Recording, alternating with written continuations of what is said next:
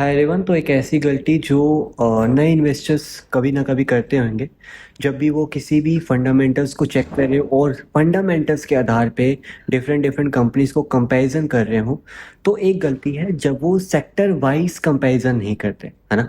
अगर मान लीजिए कि मैं आईटी कंपनी को चूज़ कर रहा हूँ, तो मैं अगर कंपैरिजन करूँगा फंडामेंटल्स के आधार पे, तो मैं दूसरी आईटी कंपनी के साथ करूँगा जो कि आईटी सेक्टर से रिलेट करते हैं, ठीक है। और अगर मैं ऑटोमोबाइल कंपनी के साथ किसी भी ऑटोमोबाइल कंपनी को चूज करना चाहता हूँ, तो अगर मैं उस ऑटोमोबाइल कंपनीज के फंडामेंटल्स को यूज कर रहा हूँ, तो मैं कंपैरिजन करूंगा उसी सेक्टर की कंपनीज के साथ करूंगा। तो ये एक सिंपल मिस्टेक है, कई बार जाने अनजाने में हो जाती है, या फिर जो नए ट्रेडर्स हैं या फिर जो नए इन्वेस्टर्स हैं, अगर उनको नहीं पता, तो please when you are using fundamentals, तो प्लीज़ आप जो हैं सेक्टर वाइज ही कंपैरिजन करिए। आईटी सेक्टर अलग बात है, ऑटोमोबाइल सेक्टर अलग बात है, मेडिकेशन सेक्टर अलग बात है, जो हमारे बेवरेजेस सेक्टर है वो अलग बात है। तो this is all the sectors. तो जब भी आप इन्वेस्टिंग करें तो इन बातों का ध्यान रखिए।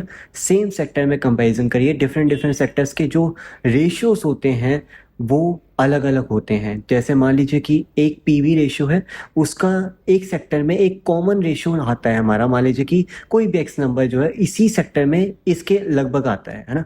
अगर दूसरा सेक्टर मान लिया ऑटोमोबाइल सेक्टर की तरफ बात करते हैं, तो उसका एक अलग एवरेज नंबर आ रहा होगा कोई भी रेशियो का, है ना। तो अगर हम कंपैरिजन करें तो सेम सेक्टर में करें तो वो ज़्यादा बेटर रहेगा। इस बात का हमेशा ध्यान रखें। Thank you.